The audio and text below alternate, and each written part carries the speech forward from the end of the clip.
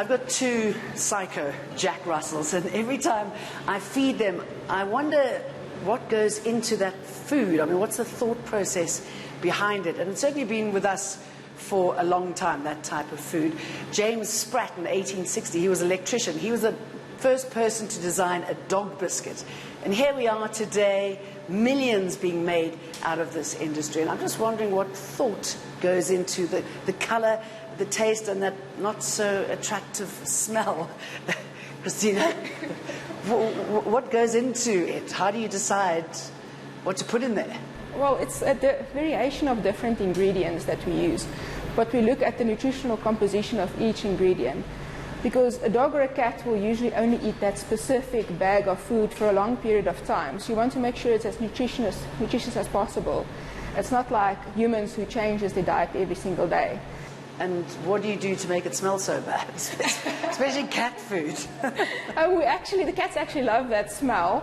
So we add a liver powder onto it to give it that smell, to attract the cats to eat the food. Because if you don't add that little bit of incentive for them to eat, you get a lot of refusals, or you would rather go and catch a mouse outside instead of eating the food, and that upsets the owner. And is this kind of food better for you than the original real deal that they would eat in the wild, for example?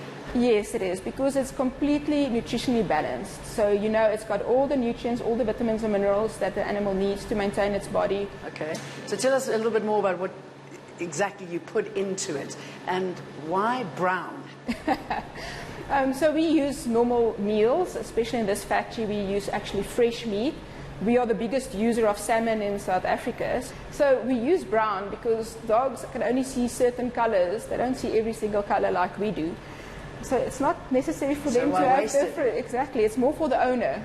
So the pink ones are for the owner. Yeah, the pink and the green ones are for the owners. You're an animal nutritionist. How do you work in this sort of factory environment? Well, I formulate the food. Every product that we're going to make for the day, I formulate it based on the nutrients of each ingredient. And we supply them with the specific formulation that they're going to use in the specific shape. And we produce it from there. How do you get a job like yours? Where does it start? I did a bachelor's degree at university, and I wanted to actually become a veterinarian. But when I worked at the vet, I realized I would rather keep the dogs healthy than trying to make sick one healthy. So that's why I decided to go into the nutrition part, because nutrition plays such a big role in maintaining our bodies and keeping us healthy. And that's how I got into that. And how do you learn that? Trial and error, and then you have to study, a lot of study. Okay, and what do you study and where?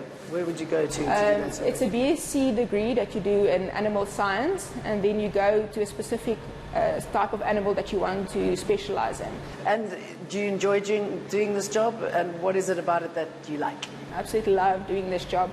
I enjoy developing new products, and especially for different breeds or for a different type of, not to say illness, but ailment in a dog. So if there is a lot of complaints that a dog maybe has got arthritis, let's look at a type of diet that we can supply them to help with that problem instead of just going straight to medicine. Do you have to be a dog-cat lover to do this? Definitely. Definitely, because you do get a lot of exposure to animals, and if you're scared of them, if you don't love them, you're not going to create the best food for them. So definitely.